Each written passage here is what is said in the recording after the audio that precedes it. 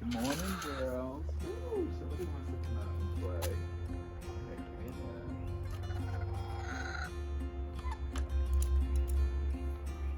All right.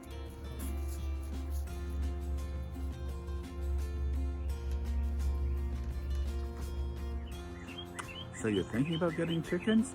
It's a great idea. Hi, I'm Rick. Welcome to my Cape Cod life. Let's talk about all things chickens.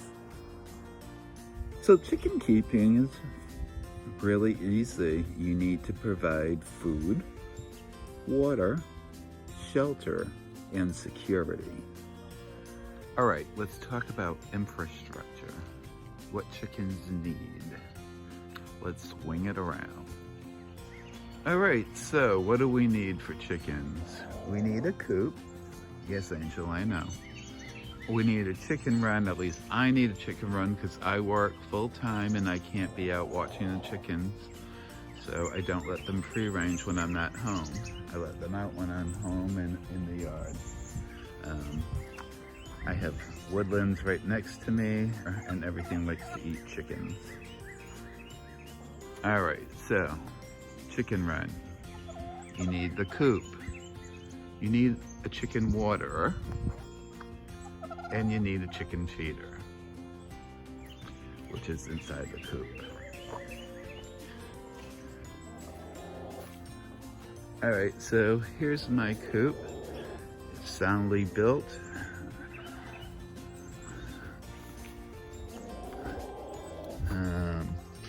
So these doors in front of me here, those are when you clean it out. Let's open that up.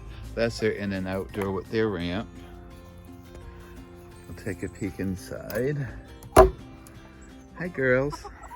All right, so there's their feeder in the corner. That's the pine shavings. You see their roost. Thank you for demonstrating Fuzz Fuzz.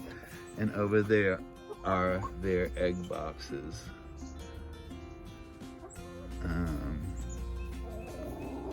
It's well ventilated over here under the eaves. That's open year round. And then on either side, I have windows. Right now, we're still in winter mode, so that's like plexiglass. But I have screen windows when it's getting a wee bit warmer. Down here is access to their egg boxes when I'm retrieving the eggs. All right.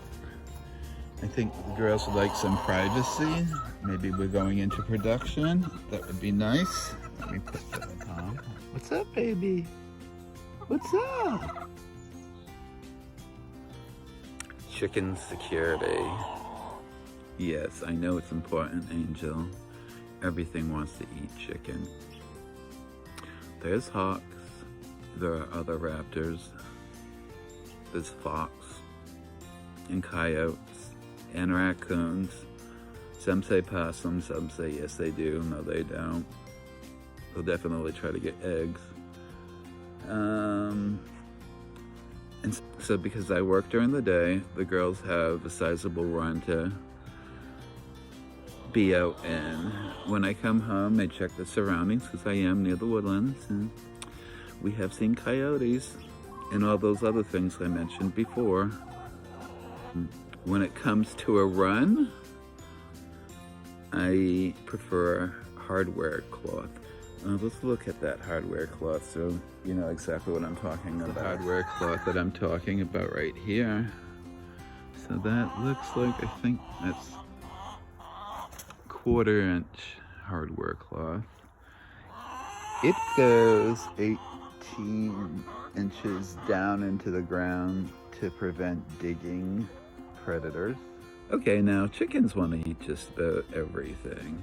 So as their main feed, I get them New Country Organics. It's a whole grain feed and they really like that. I've tried pellets. They're not as big of a fan of pellets. Conventional feed, probably a little less than half that. So you can go that route. For myself, I'm trying to eat more healthily. I want to eat cleaner food, so that's what I do. So one of their favorite times is when I'm filling up their feeder. The same feeder that they have all the time, but when I'm filling it up, it's like picnic time. There you go.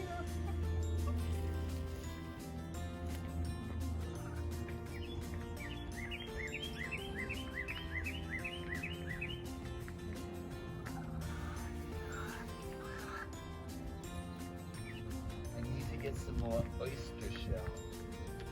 Oyster shell helps give them calcium. It helps, especially for their eggshells. You could actually give them crushed eggshells instead of calcium. Come on, hold on, girl. So besides feed and oyster shells, you also have to give them grit. That is because they end up in their gizzard, and when they eat their grain and food, the gizzard with the grit grind the foods to make it digestible. Also, there's treats. So you can get black soldier fly larvae, freeze-dried mealworms. They like both of those very much. Some people will get scratch, which are some whole grains that they love to eat. But they already get a whole grain feed, so I don't bother with that. Kitchen scraps. So, peels, leftovers, just about anything vegetable. What I do avoid is avocado seed and skin. That's toxic to birds. I do not give them raw potatoes in any form. That's not good for them. They say if they eat onion or garlic, the eggs will taste as such. My birds won't even eat it, so. They say the same thing about fish, although I give them lobster heads and I think that's the best. And it doesn't taste like lobster. I have my fingers crossed on that one. I also give them all the weeds and imperfect vegetables or bug-ridden vegetables from the garden. And then when I let them out when I'm home, whatever they can find out in the yard, all the bugs and larvae and seeds and all that's good. So that's Zed, and Zed is taking a dust bath. And that's how they actually cleanse themselves. Just roll in it, get it all over themselves, and eventually shake it all off. It's a nice little sandy spot. So every afternoon when I get home, somebody's over there doing that, or usually a couple of somebodies. Now, are chickens pets or livestock? That really depends on your personal philosophy. I recognize them as livestock, although I love them dearly. Okay, Pom-Pom's going a little crazy. What's up, baby? So yeah, they're livestock. That's just my opinion. People love them like pets. I love mine. Now, there's one thing about chickens you gotta always keep in mind before you get involved with it.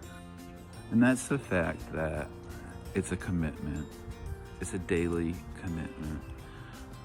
You have to let them out of the coop.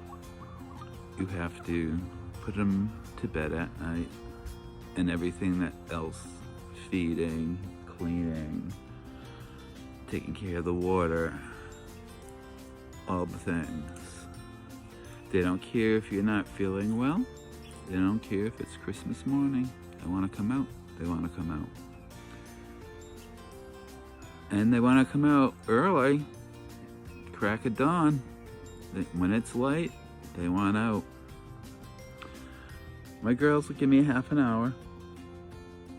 Then they'll start letting me know that it's time to come out. And I live in a neighborhood, so I like to be there when they want to come out. I don't want to subject my neighbors to extra squawking, although none of my neighbors ever complain. and they've all reaped the benefits of fresh eggs. That's how you get them. Mm-hmm. Oh, here, have a dozen eggs. And they'll never complain about the girls. You are responsible for everything in their life, so you have to be there to do it. Serious. But you do that, and you develop a relationship with your girls. And it's a beautiful thing, it really is. Hi, Angel.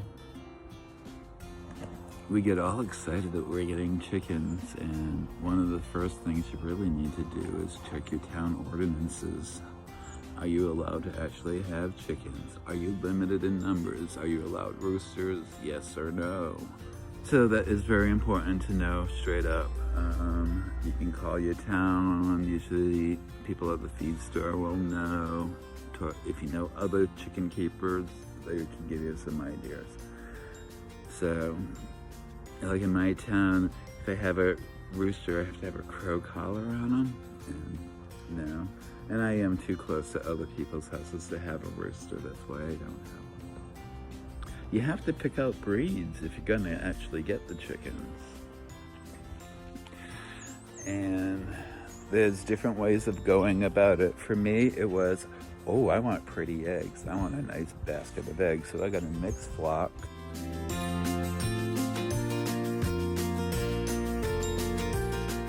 There are hundreds of breeds and I want them all. Some of them are very beautiful. Some of them are very productive. Some of them are very exotic. And then there's bantams, which are like the normal breeds, but so much smaller. Oh my God, they're so cute. And then there's silkies and Cochins who have feathers all the way down to their toes, like all the way down their legs. Oh, they're so cute too. There's so many varieties. So, chicken math, beware. Where do you get yours? Where do you get your eggs? No, you have different options. So my girls came for the Murray McMurray hatchery. My friend ordered them. She keeps a larger flock than I do. I was just checking birds flying over to make sure it wasn't a hawk, but it was just catbirds, I think. And so she got some for me at the same time. She got them in the morning, got them all settled in to her brooder, and I came in after work, grabbed mine, and went to my own brooder, which I set up in the basement. Brooding chicks is a whole different video, and if I have my way, I won't be doing that this year because I'm gonna let one of the mamas do it for me. You can also get chicks at Tractor Supply or oftentimes your local feed store. Look around, there's plenty of local breeds. And there are other mail order hatcheries that you can order from. Like I said, raising chicks is a whole different video, but if you're getting them in the mail, you have to be ready for when they arrive. Matter of fact, if you get any chickens, you kind of want to have all the infrastructure in place. Let's talk about climate, hot weather and cold weather. You want to keep your girls' coop dry as can be, same thing for their run. In the winter, long as they have a nice dry, draft-free coop, they're going to be fine. Now, you need ventilation in the wintertime, and you saw under the eaves of my coop that it's open and it has hardware cloth for security, but that is open all year long, so all the moisture in the air can escape. You want to keep them dry in there, and then they're fine. They have those feathers. They know how to fluff them up. They know how to snuggle close to each other. Here on Cape Cod, we have weather that, occasionally goes into the negative numbers, and they've always been fine. If you were in a climate where you'd have sustained really cold temperatures of, like the negative teens and whatnot for a week or two or a month, then you may need some source of heat.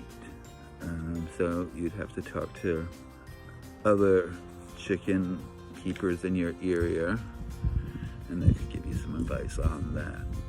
In the winter, I have a water warmer so that the water doesn't freeze up. It works fine. They tell me it only lasts a year. I've had it 3 winters already, and it's still going strong, so I'm happy with it. Hot weather is more concerning, I think, for chickens. So you want to have shade. They have shade. My girls have shade from a tree, but even this summertime, half of their run will be covered with a shade cloth. That's what I've been doing. Just keeps it a little cooler in there for them, and they'll be much happier. Also, in the hot weather, I try to give them like cucumbers and watermelon rinds and that kind of things. They have electrolytes in them, which they can use. I make sure they have plenty of water. I try to change it and make it cold, or not cold, but colder. Sometimes I give them frozen organic corn. And if it's a really hot day, or I bought a watermelon that day, sometimes I'll just give them a whole wedge, and oh my gosh, they love that, especially in the summer.